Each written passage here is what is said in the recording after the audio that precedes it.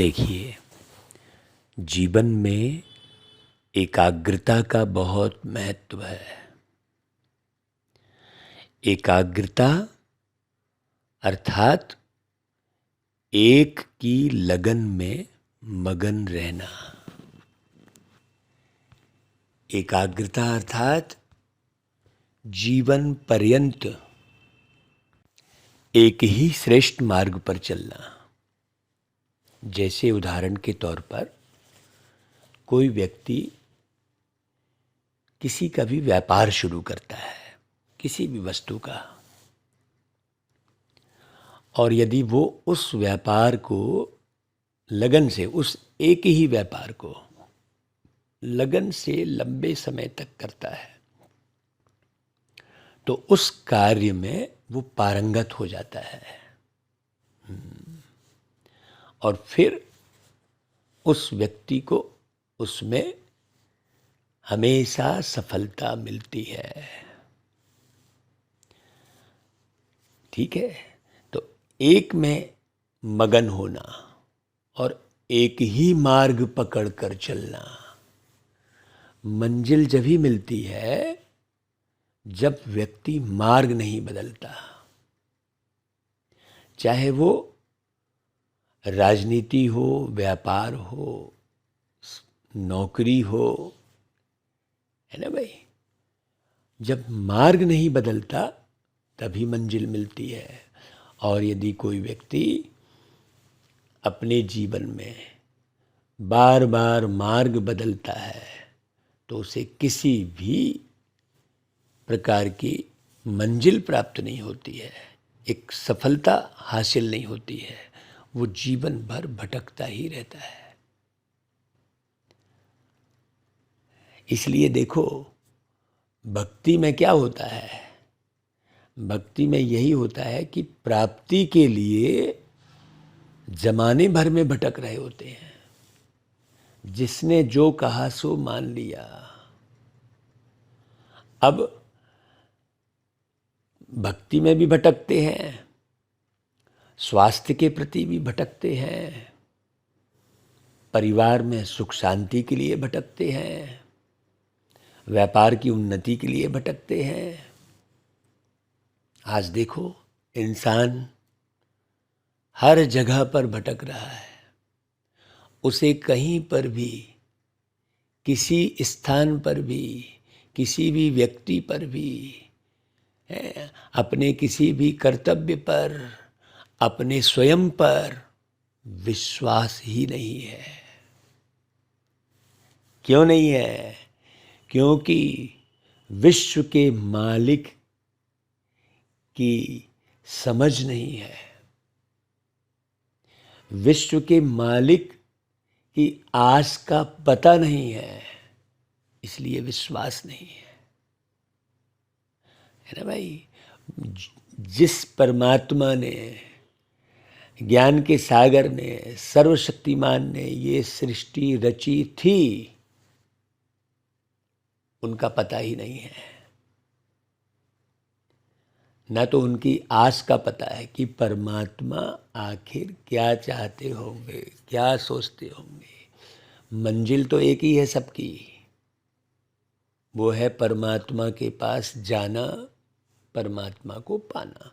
चाहे वो करोड़पति हो, चाहे वो कंगाल हो, चाहे व्यापारी हो, हर एक को ये संसार छोड़कर जाना ही पड़ता है। ये अकाट्य सत्य है, लेकिन जाना कहाँ है ये पता ही नहीं है। इसलिए भटकन है, जीवन भर भटकता है और फिर एक दिन ऐसा आता है कि शरीर छोड़ता है, शरीर छोड़ने के बाद भी भटकता है।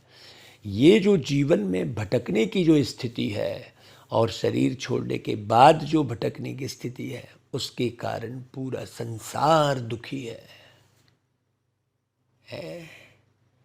तो प्यारे पिता परमात्मा आकर ये सारा राज समझाते हैं और जो बड़े प्यार से परमात्मा की वाणी को सुनते हैं, समझते हैं, बहुत गहराई से और जीवन में धारण करते हैं वो परमात्मा का प्यार भी पाते हैं, दुलार भी पाते हैं और सारे राज को समझकर राज दुलारे बन जाते हैं। ये बड़ा गहरा राज है, बहुत गूढ़ बात है। इसे वही समझेगा जो बिल्कुल एक मार्ग पर निरंतर चलता रहेगा। भाई आज हम बाबा के ज्ञान मुरलियों को रोज सुनाते हैं, भंडारा लगाते हैं कहना चाहिए। एक है व्यक्ति जानवर की तरह बस अपने पेट का ख्याल कर रहा है, खा रहा है, पी रहा है, सो रहा है, जानवरों की तरह। जैसे जानवर क्या करता है, इधर से छीना उधर से झपटा, अपना पेट भरा, सो गया। आज का मनुष्य वैसा ही कर रहा है। हाँ, इससे छीना, उसको खाया, ये उसको पकड़ा, उसको जो है धोखा दिया, किसी को मूर्ख बनाया, अपने को बहुत होशियार समझता है और इधर उधर मुंह मार के अपनी ज़िंदगी जैसी भी खींचातानी करके चलाता रहता है। कितने हैं जो मांग मांग कर चलाते हैं, कितने हैं जो सड़कों में जो है कागज़ बीन कर अपनी ज़िंदगी चलाते हैं, जैसे भी करके चला रहे हैं। सोचो। और एक है बहुत सुंदर ज्ञान को सुनकर, समझकर और भगवान के राज दुलारे बनकर कार्य करते हैं। तो आज की वाणी में बाबा सभी बच्चों को बड़े प्यार से देख रहे हैं। किनको? जो राज दुलारे हैं। संगम युग के राज दुलारे, अर्थात संगम यानी मिलन। इस मिलन के समय में, मिलन किसे कहेंगे? आपस में एक दूसरे की समझ को ही मिलन कहेंगे, है ना भाई। भगवान के दर्शन किसे कहेंगे? जब भगवान के दर्शाए हुए मार्ग को जो समझ जाए उसे भगवान के दर्शन कहेंगे। और भगवान के कोई अलग से दर्शन नहीं होते हैं। भगवान के द्वारा निर्देशित सिस्टम को जो समझ जाए तो संगम युग के राज दुलारे, अर्थात इस मिलन के समय को समझने वाले, सो भविष्य के राज्य अधिकारी। तो आज सर्व बच्चों के दिलाराम बाबा अपने चारों ओर के सर्व राज दुलारे बच्चों को देख रहे हैं। हर एक बच्चा प्यारे बाबा के, दिलाराम के, माने परमात्मा को अच्छी रीति जानने वाले, समझने वाले के दिल में बड़ा आराम रहता है, दिल को सुकून मिलता है, सुकून भरी जिंदगी जीता है। ऐसे दुलार, दिलाराम के दुलार के पात्र हैं हर एक बच्चे बाबा के। यह दिव्य दुलार, परमात्मा दुलार कोटों में कोई भाग्यवान आत्माओं को ही प्राप्त होता है। अब आप सोचिए, ये मार्ग जो हम चल रहे हैं, ये इतना श्रेष्ठ और इतना दिव्य मार्ग है, जो देखिए पिछले जन्म में भी भाई दूसरे शरीर में बैठकर हम ज्ञान सुन रहे थे, समझ रहे थे। फिर वो शरीर बूढ़ा हो गया, जर्जर हो गया, उसको छोड़ दिए, फिर इस शरीर में बैठकर फिर ज्ञान सुन रहे हैं। बाकी ये परिवार, ये व्यापार, ये जो भी है, ये सब तो अपने अपने कर्मों के हिसाब से प्राप्त होता है, अपने अपने संबंध संपर्क के हिसाब से। जैसा जैसा आप कर्म करते हैं भाई, आप श्रेष्ठ कर्म करेंगे, सही बीज बोएंगे भाई, करेले का बीज बोएंगे तो कड़वा करेला ही मिलेगा, मीठे आम का बीज बोएंगे तो मीठा आम भी मिलेगा, उसको तो कोई नहीं रोक सकता। तो श्रेष्ठ कर्म की परिणति हमको भगवान का प्यार और दुलार मिल रहा है। और कोटों में कोई ऐसे होते हैं जो समझ पाते हैं। भाई अनेक जन्म तो आत्माओं व महान आत्माओं का दुलार अनुभव किया। अब इस एक अलौकिक जन्म में परमात्मा प्यार व दुलार अनुभव कर रहे हैं। सोचो, हर एक को प्राप्त नहीं होता है ये।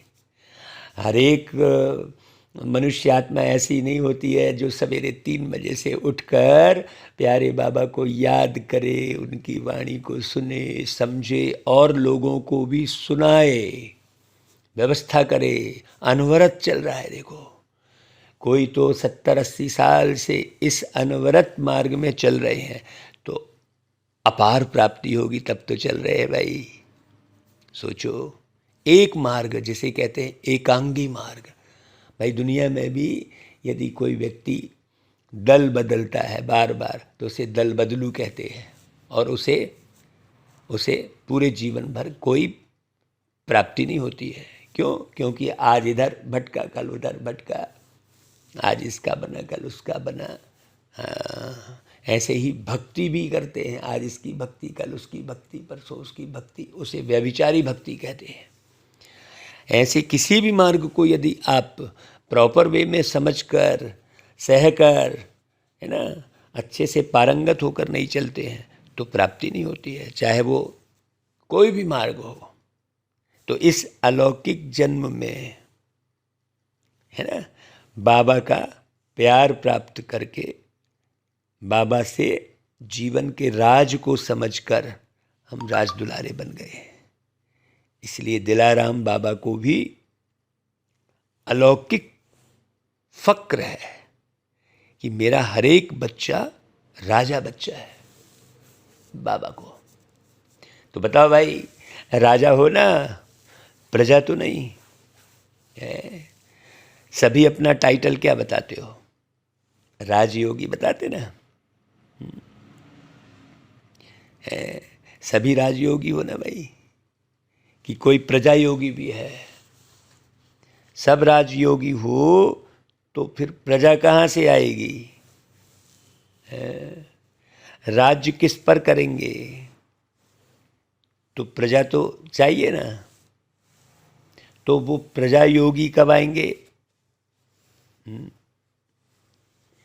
ये बहुत गहरी बात समझने की है। बाबा ने ये प्रश्न छोड़ दिया है मुरली में, प्रजा योगी कब आएंगे? सोचो, बहुत गहरे से मनन चिंतन करिएगा इस पर।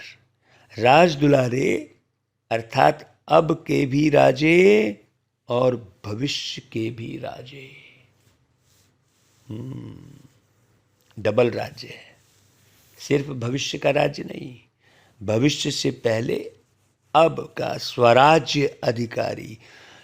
वो लोकमान्य तिलक का एक स्लोगन सभी लोग पढ़ते हैं, स्वराज्य हमारा जन्म सिद्ध अधिकार है। तो वो समझते क्या है कि स्वराज्य मतलब भारत देश पर, स्वायत्त अर्थात स्वयं पर राज्य। वो अधिकार कैसे प्राप्त होता है? स्वयं पर राज्य करने का अधिकार कैसे प्राप्त होता है? इस पर जरा मनन चिंतन करना। तो अपने स्वराज्य के राज्य कारोबार को चेक करते हो पहले। स्वराज्य, जैसे भविष्य राज्य की महिमा करते हैं। क्या महिमा करते हैं? एक राज्य, एक धर्म, सुख शांति संपत्ति संपन्न राज्य है। ऐसे बाबा बोलते हैं, हे स्वराज्य अधिकारी राजे, स्वराज्य के राज कारोबार में यह सब बातें सदा हैं। पूछ रहे हैं बाबा, स्वराज्य में एक पर राज्य है, एक धर्म में टिकना, उसे कहेंगे स्वराज्य। सुख शांति संपन्न संपत्ति संपन्न राज्य, बहुत अच्छे से समझना। एक राज्य है अर्थात सदा मुझ आत्मा का राज्य इन राज्य कारोबारी कर्मेंद्रियों पर है। वह बीच बीच में स्वराज्य के बजाय पर राज्य, अपना अधिकार तो नहीं करते। पर राज्य अर्थात विषय विकारों का राज्य। माया का राज्य। विषय और विकार कहते हैं, शब्द है दो। विषय अर्थात वासना, और विकार है, बहुत अच्छे से समझिएगा। विकार का मतलब क्या हुआ? विकार है, यानी विकर्म। ठीक है। अब विषय है वासना, वासना की तृप्ति में मनुष्य भटक रहा है ना, और लोभ की वृत्ति में, लोभ की वृत्ति में चटक रहा है। लोभ, क्रोध, अहंकार, ये है विकार। तो इनका राज्य तो नहीं है आपके ऊपर, इनके अधीन तो नहीं है। पर राज्य की निशानी क्या है? पर अधीन बन जाएंगे। तो रामायण में एक चौपाई आती है कि पराधीन सपनेहु सुख नाही, माने जो पर के अधीन है उसको सपने में भी सुख नहीं मिल सकता। तो कोई क्रोध के अधीन हो गया, कोई अहंकार के अधीन हो गया, कोई मोह के अधीन हो गया, सारी दुनिया अधीन है। तो पराधीन सपनेहु सुख नाही का अर्थ कितना गहरा है, सोचो। तो स्वराज्य की निशानी है सदा श्रेष्ठ अधिकारी अनुभव करेंगे। पर राज्य पर अधीन व परवश बनाता है ना भाई।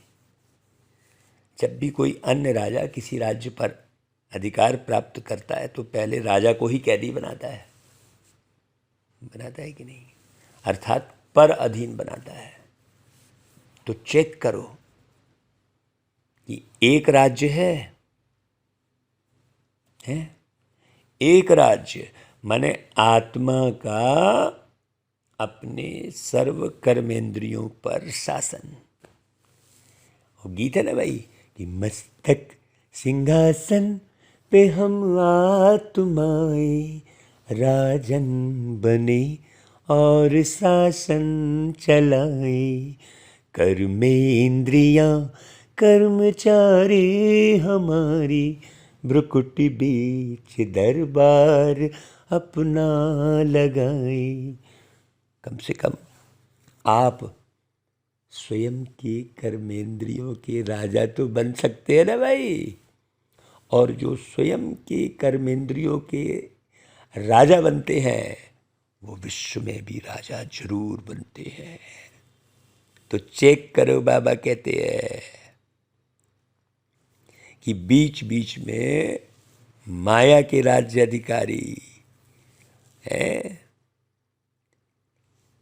आप स्वराज्य अधिकारी आत्माओं को, राजाओं को व आपकी कोई भी कर्म इंद्रियों रूपी राज कारोबारी को परवश तो नहीं बना देते हैं भाई। माया के राज्य के अधिकारी, सारी दुनिया तो माया के राज्य के अधिकार में है, तो आप किसी के वश में तो नहीं हो जाते।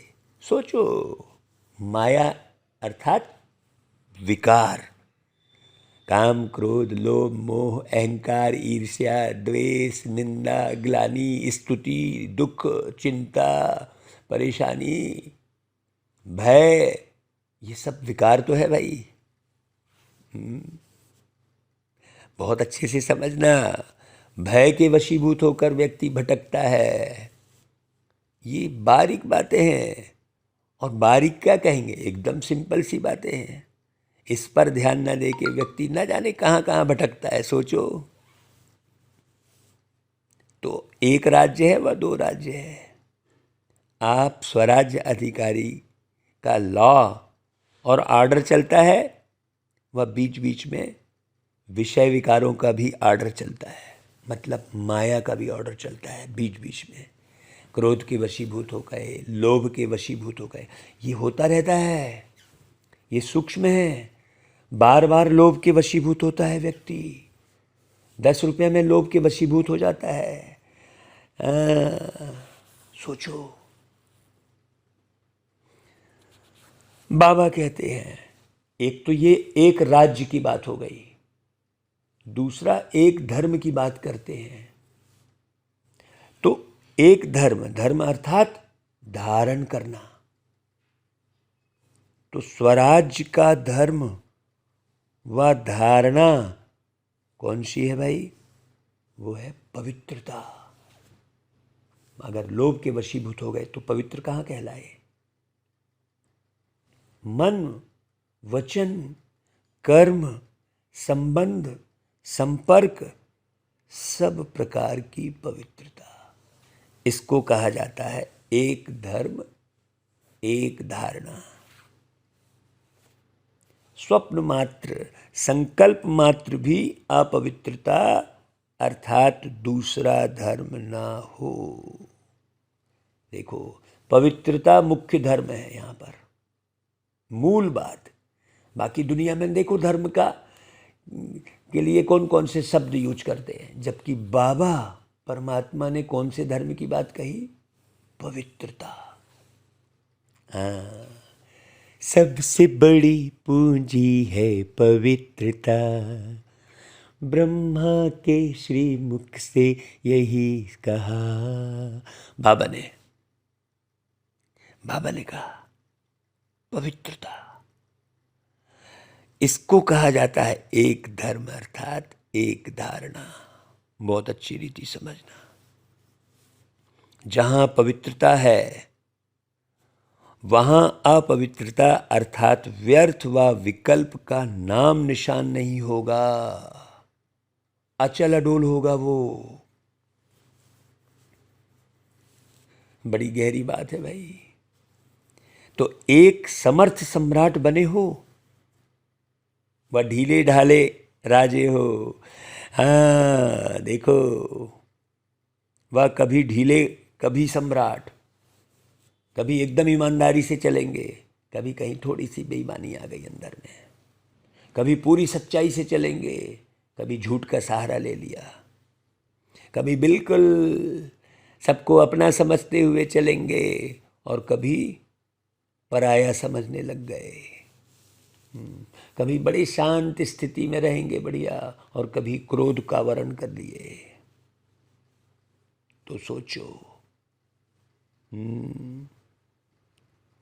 तो कभी ढीले और कभी सम्राट, कौन से राज्य हो?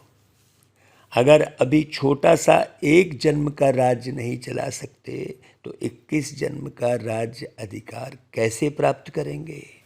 सदा एक रस अवस्था, मतलब पूरे जीवन भर ईमानदारी, सत्यता, मधुरता, नम्रता, एकाग्रता, हर्षित मुक्ता, कितने सारे हैं भाई।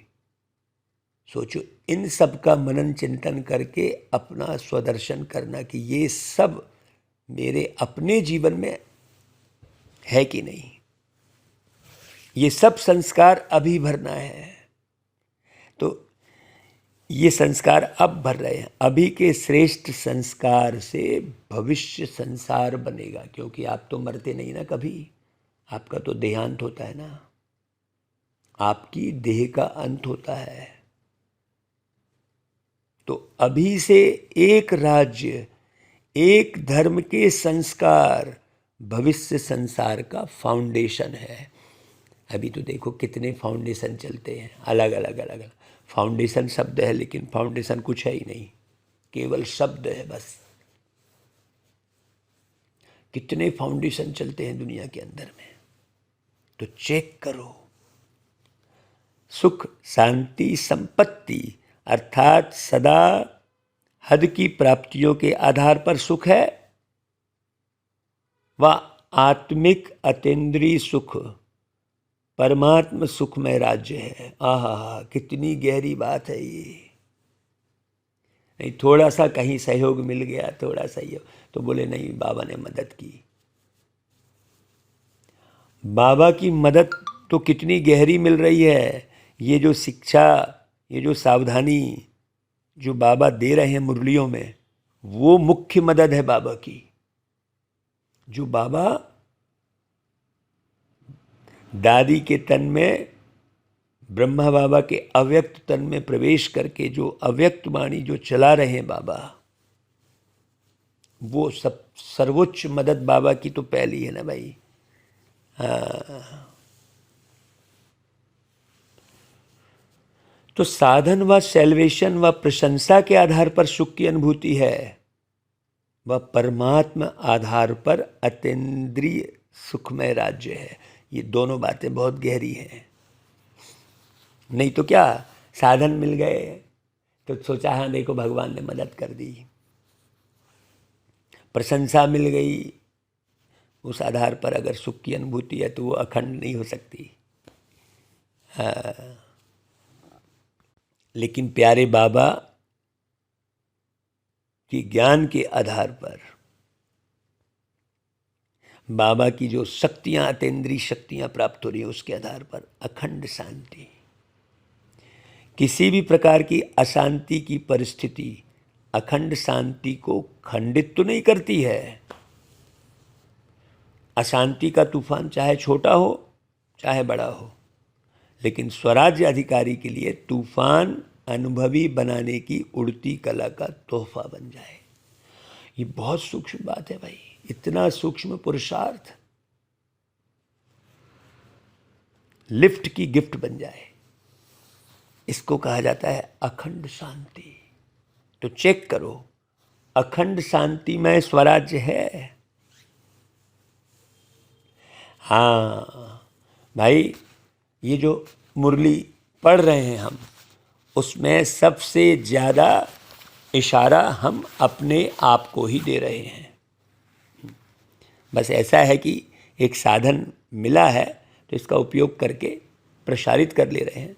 बाकी ये सब बातें मैं आत्मा अपनी चेकिंग ही कर रहा हूँ। साथ साथ सबका भला हो जाए बोल के बाबा ये करवा ले रहे हैं। बाकी मैं आत्मा किसी को डायरेक्शन नहीं दे रहा हूँ कि आप ऐसा करो, अपने लिए है ये। और जो भी आप सुन रहे हैं वो ये समझे कि मैं अपने लिए सुन रहा हूँ। स्वयं का परिवर्तन विश्व का परिवर्तन है। पहले स्वयं में गहरे से जांच करना। ये मुरली सिर्फ और सिर्फ मुझे लगता है कि बाबा मेरे लिए चला रहे हैं। हाँ, बहुत अच्छे से समझना, बहुत बारीक बात है। बार बार धोखा होता है। कहाँ फिर झूठ का सहारा ले लेते हैं, फिर लोभ आ जाता है, फिर कहीं क्रोध आ जाता है, फिर कहीं मोह के बंधन में बंध जाते हैं। बहुत बारीक है, ये बहुत सूक्ष्म है, जन्म जन्मांतर चला आ रहा है। इस पर जीत हासिल करना आसान नहीं है। बहुत ध्यान से समझने की बात है। तो अब एक राज्य हो गया, दूसरा एक धर्म की बात हो गई। ऐसे ही संपत्ति अर्थात स्वराज्य की संपत्ति कौन कौन सी है? स्वराज्य की संपत्ति, स्वयं पर राज्य करने के लिए कौन सी संपत्ति चाहिए? ढेर ज्ञान चाहिए, बहुत सारे गुण चाहिए और बहुत शक्तियां चाहिए। इन सर्व शक्तियों से संपन्न स्वराज्य अधिकारी हैं। संपन्नता की निशानी है, संपन्नता अर्थात सदा संतुष्टता। सदा ना, अप्राप्ति का नाम निशान नहीं। हद की इच्छाओं की अविद्या, इसको कहा जाता है संपत्तिवान। हाँ, और राजा का अर्थ ही है दाता। अगर हद की इच्छा व प्राप्ति की उत्पत्ति है तो वो राजा के बजाय मंगता बन जाता है। मंगता अर्थात मांगने वाला। इसलिए अपने स्वराज्य अधिकार को अच्छी तरह से चेक करो कि मेरा स्वराज्य एक राज्य, एक राज्य का अर्थ समझ में आया, एक धर्म सुख शांति संपन्न बना है कि अभी तक बन रहे हो? अगर राजा बन रहे हैं तो जब राज्य अधिकारी स्थिति नहीं है तो उस समय क्या हो भाई? क्रोध के वशीभूत हो गए, लोभ के वशीभूत हो गए, ईर्ष्या के वशीभूत हो गए, निंदा के वशीभूत हो गए, किसी की ग्लानि करने के वशीभूत हो गए तो उस समय क्या हो गए तुम? प्रजा बन जाते हो। न राजा न प्रजा, या तो ऐसा भी है बीच में है। अभी बीच में नहीं रहो। यह भी नहीं सोचना है कि अंत में बन जाएंगे। अगर बहुत काल का राज्य भाग्य प्राप्त करना ही है तो बहुत काल के स्वराज्य का फल है बहुत काल का राज्य। फुल समय के राज्य अधिकार का आधार वर्तमान सदा काल का स्वराज्य है, समझा? तो कभी अलबेले नहीं रह जाना भाई। ऐसे नहीं सोचना हो जाएगा हो जाएगा, ये नहीं करते रहना। बाबा जो है बहुत मीठी बातों से बाबा को बहलाते हैं बहुत से बच्चे, तो राजा के बजाय बहुत बढ़िया वकील बन जाते हैं। ऐसी ऐसी लॉ पॉइंट सुनाते हैं जो बाप भी मुस्कुराते रहते हैं। बहुत कहते हैं बाबा का तो शरीर नहीं है, बाबा तो अशरीरी है। भाई हमको तो शरीर चलाना है, हमको तो परिवार चलाना है, ऐसा बोल देते हैं कई। तो वकील अच्छा है या राजा अच्छा है भाई? बहुत होशियारी से वकालत करते हैं, इसलिए अब वकालत करना छोड़ दो, राज दुलारे बनो। बाप का बच्चों से स्नेह है, इसलिए सुनते देखते भी मुस्कुराते रहते हैं बाबा। अभी धर्मराज से काम नहीं लेते हैं, फिर धर्मराज का पार्ट शुरू होगा। कल ही अमृत बेले जो बाबा ने बात बताई थी उसमें यही पॉइंट थी। तो बाबा देख रहे हैं कि भाई स्नेह जो है सभी को चला रहा है। स्नेह के कारण ही सब बाबा के पास पहुंच जाते हैं मधुबन माउंट आबू भूमि में। तो स्नेह के रेस्पॉन्स में बाप दादा भी पदम गुणा स्नेह का रिटर्न दे रहे हैं। देश विदेश के सभी बच्चे स्नेह के विमान द्वारा मधुबन में पहुंचे हैं। तो बाप दादा साकार रूप में आप सबको और स्नेह स्वरूप में सर्व बच्चों को देख रहे हैं।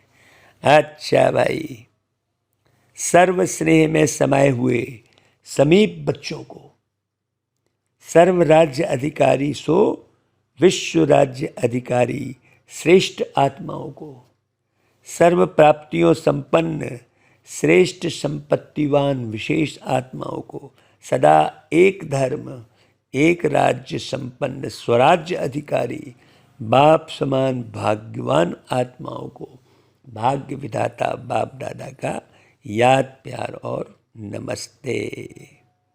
अच्छा भाई, बाबा ने फिर वरिष्ठ दादियों से मुलाकात करके कहा, क्यों भाई दादियाँ, सभी कार्य अच्छे चल रहे हैं ना भाई? अच्छे उमंग उत्साह से कार्य हो रहा है, क्योंकि करावन हार करा रहे हैं और निमित्त बन करने वाले कर रहे हैं। भाई ऐसा अनुभव होता है कि नहीं भाई? अपने जीवन में भी सबको सर्व के सहयोग की अंगुली से हर कार्य सहज और सफल होता है। तो भाई सर्व का सहयोग कब मिलता है भाई? सर्व का सहयोग कब मिलता है? जब हम अंदर से योग में रहते हैं, किसी से चिढ़ना नहीं, किसी से कुढ़ना नहीं, सब अपने लगे। है ना भाई? सबका सम्मान मन के अंदर में, सबके हृदय में सबके लिए प्यार, ऐसे अनुभव हो। क्योंकि सर्व के सहयोग की अंगुली से ही हर कार्य सहज और सफल होता है। तो कैसे हो रहा है ये जादू लगता है ना भाई? दुनिया वाले तो देखते और सोचते रह जाते हैं, और आप निमित्त आत्माएं सदा आगे बढ़ते जाएंगे। क्यों? क्योंकि बेफिक्र बादशाह है ना भाई? दुनिया वालों को तो हर कदम में चिंता है, और आपके सबके हर संकल्प में परमात्म चिंतन है, इसलिए बेफिक्र है ना भाई? सभी बेफिक्र है ना? अच्छा है भाई, अविनाशी संबंध है ना? हाँ, अच्छा, तो सब ठीक चल रहा है और चलना ही है। निश्चय है और निश्चिंत है। क्या होगा कैसे होगा यह चिंता ही नहीं है भाई। टीचर्स को कोई चिंता है क्या? सेंटर्स कैसे बढ़ेंगे यह चिंता है? सेवा कैसे बढ़ेगी यह चिंता है? नहीं है, बेफिक्र हो। चिंतन करना अलग चीज है, चिंता करना अलग चीज है। सेवा बढ़ाने का चिंतन अर्थात प्लान भले बनाओ, बाबा कहता, लेकिन चिंता से कभी सफलता नहीं होगी। लेकिन सारी दुनिया तो चिंता में है। चिंता चिता में जलती दुनिया, जल्दी इसे बचा लो। भाई, जब हम चिंतन के प्रोग्राम बनाएंगे और श्रेष्ठ चिंतन करना सिखाएंगे लोगों को, तो चिंता मुक्त होंगे। कराने वाले बाबा करा रहे हैं, इसलिए सब सहज होना ही है। सिर्फ निमित्त बन, संकल्प तन मन धन सब सफल करते चलो। बस निमित्त बनकर जिस समय जो कार्य होता है वो कार्य हमारा कार्य है। जब हमारा कार्य है, मेरा कार्य है, तो जहाँ मेरापन होता है वहाँ सब स्वतः ही लग जाता है। तो अभी ब्राह्मण परिवार का विशेष कार्य कौन सा है भाई? बताओ भाई। टीचर्स, सभी टीचर्स हैं, ऐसा पार्टिकुलर कोई एक व्यक्ति टीचर्स नहीं है। शिक्षक बाप के बच्चे मास्टर शिक्षक हैं सब। तो ब्राह्मण परिवार का अभी विशेष कार्य कौन सा है, किसमें सफल करेंगे? तो बाबा के बच्चों ने कहा ज्ञान सरोवर में। ज्ञान सरोवर उस समय बन रहा था, तो सरोवर में सब स्वाहा करेंगे। भाई, परिवार में जो विशेष कार्य होता है तो सबका अटेंशन कहाँ होता है? उसी विशेष कार्य की तरफ अटेंशन होता है ना भाई। तो ब्राह्मण परिवार में बड़े से बड़ा कार्य वर्तमान समय यही है ना भाई, है? ये तो स्थूल ज्ञान सरोवर जो बन रहा था वो बात है, लेकिन बाबा का इशारा, हर एक बच्चा ज्ञान सागर नहीं बन रहा है तो कम से कम सरोवर तो बने। ज्ञान सागर और ज्ञान सरोवर, तो सरोवर तो बने जिसमें थोड़े लोग तो उस ज्ञान सरोवर में स्नान कर सकें ज्ञान का। तो ज्ञान सरोवर क्या है भाई? आत्मीय प्रेम, आत्मीयता, आत्मीय व्यवहार, निस्वार्थ व्यवहार, निस्वार्थ प्रेम, निर्विकारी जीवन, इसे ही कहेंगे ज्ञान। और क्या ज्ञान है? सोचो, वही है सरोवर। प्रत्येक बच्चा कम से कम सरोवर तो बने। बहुत अच्छी रीति समझना, केवल कोई स्थान विशेष की बात नहीं चल रही है बाबा की। जो स्थान विशेष से बुद्धि लगाया हुआ होगा वो स्थान की बात करेगा। कोई ईंट पत्थर के मकान बनने की बात नहीं चल रही है बाबा की यहाँ। हाँ, बड़े से बड़ा कार्य वर्तमान समय यही है ना। पहले तो सागर बने बच्चे, फिर सरोवर। कम से कम सरोवर बने भाई। हर जगह तो सागर नहीं है, सरोवर से काम चलता है ना भाई। तो ब्राह्मण परिवार में बड़े से बड़ा कार्य है। हर समय का अपना अपना है। वर्तमान समय देश विदेश में सर्व ब्राह्मण परिवार का सहयोग इस विशेष कार्य में है ना, कि अपने अपने सेंटर में है भाई। जितना बड़ा कार्य उतना बड़ा दिल, और जितना बड़ा दिल होता है ना उतना स्वतः ही संपन्नता होती है। अगर छोटा दिल होता है तो जो आना होता है वह भी रुक जाता है, जो होना होता है वह भी रुक जाता है। और बड़े दिल से असंभव भी संभव हो जाता है। तो मधुबन का ज्ञान सरोवर है वह आपका है, किसका है भाई? सोचो, जो मधु बनता है, जो मधुर बनता है, उसके अंदर ही ज्ञान स्थिर होता है। हाँ, सरोवर क्योंकि एक स्थिरता की निशानी है, सरोवर शीतलता की निशानी है, सरोवर में शुद्ध जल होता है। तो बहुत गहरी बात। मधुबन का है ना भाई, गुजरात का तो नहीं है, मधुबन का है। महाराष्ट्र का है क्या? मधुबन। दोनों इशारे हैं। विदेश का है क्या? सभी का है। तो बेहद की सेवा का बेहद का स्थान अनेक आत्माओं को बेहद का वर्षा दिलाने वाला है। ठीक है ना भाई? अच्छा भाई, बाबा पर्सनल मुलाकात करते हैं। बाबा ने कहा स्वपरिवर्तन का वाइब्रेशन ही विश्व परिवर्तन कराएगा। हम जरा जरा सी जगह पर लोभ कर लेंगे चुपचाप। हाँ, कल रात्रि क्लास में पॉइंट यही आ रही थी कि बहुत से संसार में गुप्त बदमाश हैं। हाँ, गुप्त बदमाश। सामने तो बढ़िया, सबके सामने में बढ़िया बढ़िया वाणी चलाएंगे, अच्छा व्यवहार दिखाएंगे, शांत दिखेंगे, अंदर अंदर बदमाशी करते रहेंगे, स्वभाव में परिवर्तन नहीं करेंगे। हाँ हाँ हाँ, ठीक है कहते रहेंगे। हाँ, लेकिन स्वयं में परिवर्तन नहीं करेंगे, जबकि स्वपरिवर्तन ही विश्व परिवर्तन कराएगा। तो सभी अपने को खुश नसीब आत्माएं अनुभव करते हो ना भाई। खुशी का भाग्य जो स्वप्न में भी नहीं था वो प्राप्त कर लिया। तो सभी के दिल में सदा यह गीत है ना बजता है, सबसे खुश नसीब तो मैं हूँ। हाँ, यह मन का गीत है।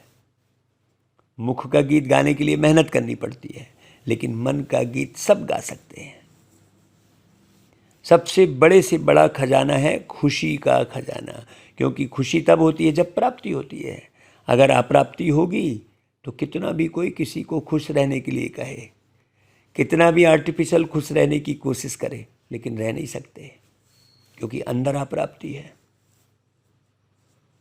तो आप सदा खुश रहते हो या कभी कभी रहते हो?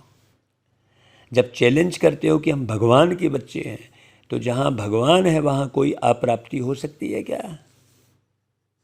तो खुशी भी सदा है, क्योंकि सदा सर्व प्राप्ति स्वरूप है। हम खुश नसीब कितने, प्रभु का मिला सहारा, ऐसा गीत है ना भाई। तो खुशी भी सदा है, क्योंकि सदा प्राप्ति स्वरूप है। भाई ब्रह्मा बाप का गीत क्या था? पा लिया जो पाना था। तो यह सिर्फ ब्रह्मा बाप का गीत है या आप सबका है भाई? है? कभी कभी थोड़ी दुख की लहर आ जाती है। कब तक आएगी भाई दुख की लहर? अभी थोड़ा समय भी दुख की लहर नहीं आए।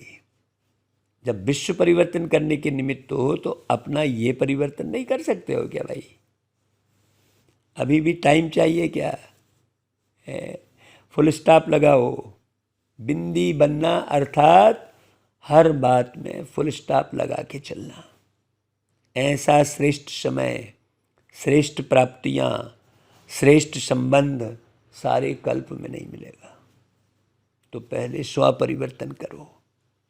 यह स्व परिवर्तन का वाइब्रेशन ही विश्व परिवर्तन कराएगा। डबल विदेशी आत्माओं की विशेषता है फास्ट लाइफ। तो परिवर्तन में भी फास्ट हैं। फॉरेन में कोई ढीला ढाला चलता है तो अच्छा नहीं लगता है ना। तो इसी विशेषता को परिवर्तन में लाओ। अच्छा है भाई, आगे बढ़ रहे हैं और बढ़ते ही रहेंगे। पहचानने की दृष्टि अच्छी तेज है जो परमात्मा को पहचान लिया। अभी पुरुषार्थ में भी तीव्र, सेवा में भी तीव्र, और मंजिल पर संपूर्ण बन पहुंचने में भी तीव्र। फर्स्ट नंबर आना है ना। जैसे ब्रह्मा बाबा फर्स्ट हुए ना, तो ब्रह्मा बाप के साथ ही बन फर्स्ट के साथ फर्स्ट में आएंगे ना भाई। हाँ, ब्रह्मा बाप से प्यार है ना भाई। अच्छा है भाई, बाबा कहते माताएं कमाल करेंगी ना। जो दुनिया असंभव समझती है वो आपने सहज करके दिखा दिया। ऐसा कमाल कर रही है ना माताएं। दुनिया वाले समझते हैं कि माताएं निर्बल हैं, कुछ नहीं कर सकती। आप असंभव को संभव करके विश्व परिवर्तन में सबसे आगे बढ़ रही हो। भाई पांडव क्या कर रहे हैं? असंभव को संभव तो कर रहे हैं ना। पवित्रता का झंडा लहराया ना भाई। हाथ में अच्छी तरह से झंडा पकड़ा है या कभी नीचे हो जाता है? हाँ, मुख्य है पवित्रता का झंडा। सदा पवित्रता के चैलेंज का झंडा लहराते रहो। रोज अमृत बेले कंबाइंड स्वरूप की स्मृति का तिलक लगाओ। रोज सदा अपने को सहज योगी अनुभव करते हो। कितनी भी परिस्थितियां मुश्किल अनुभव कराने वाली हो, लेकिन मुश्किल को भी सहज करने वाले सहज योगी हैं। ऐसे हो या मुश्किल के समय मुश्किल का अनुभव होता है, सदा सहज हैं। मुश्किल होने का कारण है बाप का साथ छोड़ देते हो। बाप का साथ अर्थात बाबा एवर प्योर है, एवर प्योर। लेकिन बार बार लोभ की वृत्ति आती है। ये लोभ बहुत तंग करता है। लोभ बहुत सूक्ष्म है। हाँ, क्रोध भी सूक्ष्म है। अगर आप बाहर से नहीं भड़क रहे हो, अंदर दुखी हो रहा है, वो दुख जो हो रहा है वो समझ लो वो सूक्ष्म में क्रोध है। दुख हो रहा है मतलब सूक्ष्म में अभिमान है। किसी भी बात की चिंता हो रही है मतलब सूक्ष्म में विकार छुपे हुए हैं। बहुत अच्छी रीति समझना है, तो उसे सदा सहज का अनुभव नहीं हो गया। वो बाप का साथ छोड़ देना मतलब, साथ छोड़ेगा तो कोई ना कोई तो चीज़ पकड़ेगी ना भाई। खाली स्थान रहेगा तो वहाँ कचरा भर जाएगा, बोलते हैं ना। तो जब अकेले बन जाते हो तो कमज़ोर पड़ जाते हो, और कमज़ोर को तो सहज बात भी मुश्किल लगती है। इसलिए बाप दादा ने पहले भी सुनाया है कि सदा कंबाइंड रूप में रहो। कंबाइंड को कोई अलग नहीं कर सकता। तो कंबाइंड का मतलब क्या हुआ? प्यार के सागर बने रहो। सब में हो सहयोग भावना, सबका सबसे प्यार, ऐसा करके गीत है ना भाई। हाँ, तो इस समय आत्मा और शरीर कंबाइंड है। जैसे है ऐसे बाप और आप कंबाइंड रहो। तो भाई माताएं क्या समझती हो? है माताओं की विशेषता बाबा भाई, कंबाइंड हो या कभी अलग कभी कंबाइंड, ऐसा साथ फिर कभी मिलना है क्या? है बाबा जैसा, फिर क्यों साथ छोड़ देती हो? भाई बाबा ने काम ही क्या दिया है सोचो। सिर्फ यह याद रखो कि मेरा बाबा। इससे सहज काम क्या होगा भाई? मुश्किल है क्या? है बहुत सी माताएं बोलती है 63 जन्मों के संस्कार हैं बाबा, वो ज्ञान के आधार पर ना भाई। तो बाबा कहते भाई चलो 63 जन्म के संस्कार हैं तो अभी तो नया जन्म हो गया ना। तो नया जन्म नए संस्कार, अभी पुराने जन्म में हो या नए जन्म में, या आधा आधा है। तो नए जन्म में स्मृति के संस्कार हैं या विस्मृति के हैं? भाई नया जन्म हो गया ना, ब्राह्मण जन्म हो गया ना, फिर नए को छोड़कर पुराने में क्यों जाते हो? भाई नई चीज़ अच्छी लगती है ना कभी भी दुनिया में भी, कि पुरानी चीज़ अच्छी लगती है? फिर पुराने में क्यों चले जाते हो? रोज अमृत बेले स्वयं को ब्राह्मण जीवन के स्मृति का तिलक लगाओ। बाबा मिला, जैसे भक्त लोग तिलक जरूर लगाते हैं, तो आप स्मृति का तिलक लगाओ। वो स्थूल तिलक तो मिट जाता है, जरा सा पानी लगा मिट गया। स्मृति का तिलक, वैसे भी माताएं देखो तिलक तो लगाती हैं, सिंदूर भरती है ना मांग में और तिलक लगाती हैं, बिंदी लगाती हैं। तो आप स्मृति का तिलक लगाओ। तो सदा स्मृति रखो कि भाई हम कंबाइंड हैं, तो इस साथ का तिलक सदा लगाओ। अगर युगल होगा तो तिलक लगाएंगे, अगर युगल नहीं होगा तो तिलक नहीं लगाएंगे। भाई किसी भी माता का पति साथ में रहता है तो फिर बिंदी सिंदूर सब लगाते हैं, फिर नहीं रहता तो यहाँ तो परमेश्वर, पति परमेश्वर, यहाँ तो परमेश्वर ही पति बन गया है। तो रोज स्मृति का तिलक लगाते हो या भूल जाते हो? बाबा पूछ रहे हैं। कभी लगाना भूल जाता, कभी मिट जाता। जो सुहाग होता है, साथ होता है, वह कभी भूलता नहीं। तो साथी को सदा साथ रखो। अभी जो ये ग्रुप है, सुंदर गुलदस्ता है, वैरायटी फूलों का गुलदस्ता, शोभनीक लगता है। तो सभी जो भी हैं, जहाँ से भी आए, सभी एक दो से प्यारे हैं, सभी संतुष्ट हैं ना भाई, सदा साथ हैं और सदा संतुष्ट हैं। बस यही एक शब्द याद रखना कि कंबाइंड हैं। बाबा सदा देख रहे हैं भाई हर क्षण, और सदा ही कंबाइंड रह साथ जाएंगे, साथ जाएंगे भाई। लेकिन साथ रहेंगे तो ना साथ चलेंगे भाई। साथ रहना है, साथ चलना है। जिससे प्यार होता है उससे अलग हो नहीं सकते। नींद फिट जाती है। हर सेकंड, हर संकल्प में साथ है ही। अच्छा भाई, फिर आज का वरदान। बैलेंस की विशेषता को धारण कर सर्व को ब्लेसिंग देने वाले शक्तिशाली सेवाधारी भव। भाई जरा सी भी भूल होती है ना, तो उसका परिणाम लंबे समय तक चलता है। इसलिए बहुत विशेष अटेंशन देकर ज़रा भी कहीं भूल ना हो। हाँ, अभी आप शक्तिशाली आत्माओं की सेवा है सर्व को ब्लेसिंग देना, किसी को दुत्कारना नहीं, किसी भी रूप में। हाँ, चाहे नयनों से दो, चाहे मस्तक मणि द्वारा दो। जैसे साकार को लास्ट कर्मातीत स्टेज के समय देखा, कैसे बैलेंस की विशेषता थी और ब्लेसिंग की कमाल थी। तो फॉलो फादर करो, यही सहज और शक्तिशाली सेवा है।